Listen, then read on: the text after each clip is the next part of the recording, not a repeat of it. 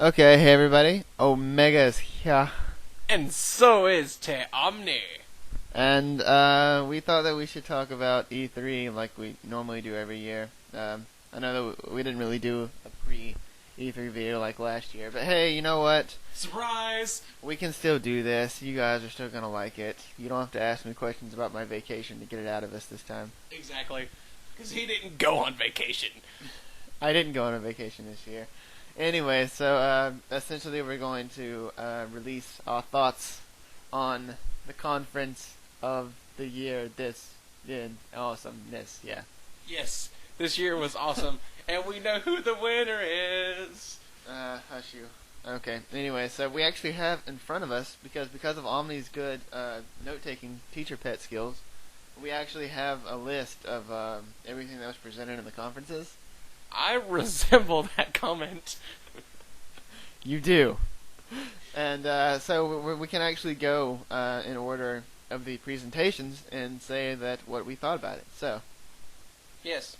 Let us... okay, and this is going to be more than one video, obviously. Yeah. We have a lot to talk about. Yes, we do. Okay, so we're going to start with Microsoft, and we'll just go through the games, I guess, and like thoughts on that, and then we'll go through, what we thought about the overall conference and stuff like that. Yes. So, thoughts about that. So anyways, first up was Call of Duty Black Ops, which, as being one of the few hardcore games that they presented, it's really not us. No. But Like I said, I is an RPG guy. yeah, it's FPS is really on our ball field, but I mean, it looked like Call of Duty.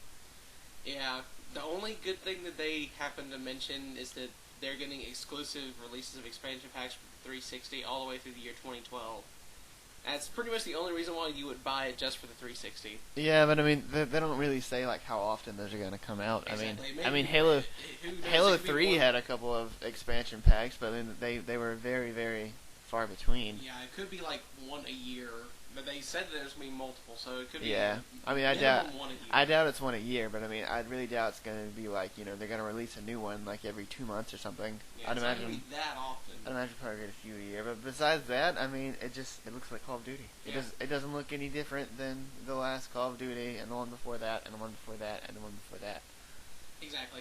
So. Yeah, I think they ended up at Call of Duty 4. I'm not sure. Yeah, Call of Duty Black Ops looks like Call of Duty Black Ops. I mean, what do you want from us? Anyways, Here comes the kicker. Project Natal's new name of Connect, which I have to say I kind of like Project Natal better.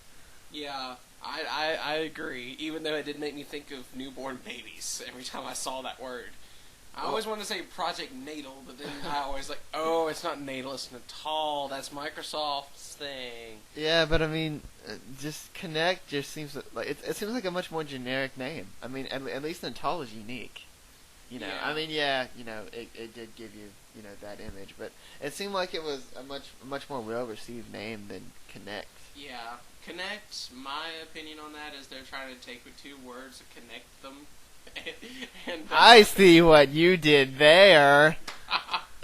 Yeah, they're trying to put them together, like kinetic meaning movement and Connect. as into like come together. So they connected the word kinetic and connect to make a connected word of connect. Spelled Kinect. Which equals name. They might have put more thought into this name than we originally thought. We have to analyze this more. Yes. Anyways, 2 we had hours later. we had Metal Gear Rising, which I have to say I kind of thought looked pretty cool. Yes. Yeah, I even put it on my Facebook notes that it had awesome graphics and that cool little multi-directional cutting action thingy. Holy crap! This is gonna be fun.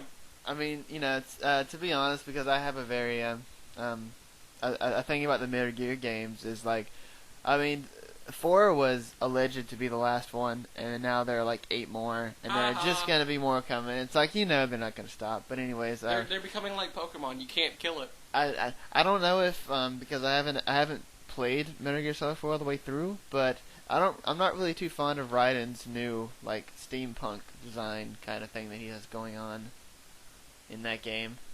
I mean, I know some of the plot of Metal Gear Solid 4, so like I know what happens to him, and I won't spoil it for if you haven't played it and you care. But but really, that there are people that would care. You'd be surprised. But really, I'm not too happy with the design. But I would have so much fun with that sword cutting thing. I would. See, I even had to put that in the notes. I mean, that's like big right there. It's like the longest part of it.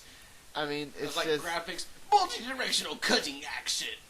I mean, just to be honest, I think I would have more fun with that than I would like just playing around with that than any other aspect of the game. They showed the guy cutting watermelons and tables, for Christ's sake. Which was kind of lame, but I guess it whatever. just shows that you can cut it in any way, and then there are some enemies that you have to cut in certain directions. Oh wait, no, that was that's later. Never mind, you didn't hear that just yet. Confusion. Yeah, I are confused. My brain am good for thinking things. Not really. But anyways, I mean, with all the stuff that Metal Gear is known for, which like stealth, really long cutscenes, good effort into the plot, and the sword stuff, I think I'm just gonna enjoy so much more. Yes. But anyways, we're halfway through one video already. We're through 3 topics. We have a lot more to go. Anyways, new Gears of War. First time female characters and mutating enemies. Sexist. Well, actually, that's not me being sexist. I know. It's Cliffy B being sexist. I mean, this is the first time you get playable freaking female. I mean, because I did play a little bit of Gears 1, but I've not played Gears 2 at all. So like, are there really absolutely no female characters in Gears until now, or is it just like playable? Like, do they mean playable, or do they mean like first female characters in this series? Period. We won't know until you play both the other games and then try this new Gears 3 or whatever. And before this game, this was presumed to be an all-male utopia, and they're not actually in a war. This is just what they do on Sunday. That's lame. Oh well. Anyways, it's Gears of War. Again, it looks like Gears of War. If you like Gears of War, you're probably gonna like it. But yeah, the graphics seem a little bit updated, and then you get mutating enemies. That's pretty much the only new things. Yeah. All the same characters plus some new females for the guys to have Tish Maxi time with. Fable 3, which is it looks just like Fable 2 and Fable it does. 1, like it's been mixed together. They kept the magic system. Thank you, Jesus. I mean, you really thought they were gonna take magic out? Well, I mean, the evil guy looks like frickin' Napoleon Bonaparte. I mean, I was mean, thinking that they were going for the French Revolution and they were going to lose the magic, and I was like, come on, Peter Molyneux, you're going to kill me here. You obviously aren't aware of Napoleon's secret black mage history. Apparently not. That's how he really died. He died trying to cast Flare, but it backfired. Anyways, I mean, it looks exactly like Fable 2. It doesn't really look any different. But I mean, I hope that there are a number of improvements that they make, like there being more than 3 spells, and the plot actually mattering, and being longer than 2 hours. Yes, the one thing I did enjoy about seeing this stuff: no epic bird poop cutscenes. I like the epic bird poop cutscene. You would. I mean, it was humorous. It was a humorous diversion. Well, anyways. Yeah, we need to keep going. We're at 8 minutes and 30 seconds now. Yeah. Okay. Let's just skip that one. Halo Reach shipped in September. It looks like Halo. Okay, because my best friend positively adores Halo, and that would be Alpha if he would ever let us call him that. No, not Alpha. Jeremy, actually. Oh. That's what I was referring to. But Alpha does in fact like it. But maybe we should call Jeremy Alpha now. Let's not. Or call him Alpha 2. Nobody's gonna know. Just be quiet. You're getting off topic. Leave me alone. My good friend who adores Halo, I was talking on the phone with him, and like he seriously talked about Halo Reach for like 2 hours and about how awesome it looks just off of this one trailer, and I'm like, it looks like Halo. It doesn't look any different than any of the past Halo games. And I mean, yeah, I know that there are a couple of things like, oh, you have like the jetpack crap now, and of course there's going to be new weapons and a new campaign, and that's all fine and dandy, but it's still Halo. Like, there's nothing really different about it. As long as they kept the laser beam sword thingy, and I'm sure they will, and they just update the graphics a little bit and probably change some of the maps, I think it'll do fine. Because, I mean, Halo is a big name, and everyone's going to go buy it just because it's I was about to say, of course it's going to sell well just because it's Halo, but I mean, just, from an analysis standpoint, it does not look any different. Exactly. I'm probably going to piss some people off saying all this about, Call of Duty and all these big names. Haven't you noticed I've been trying to keep quiet? I haven't.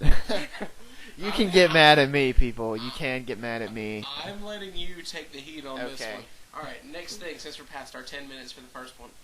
We have 11 minutes.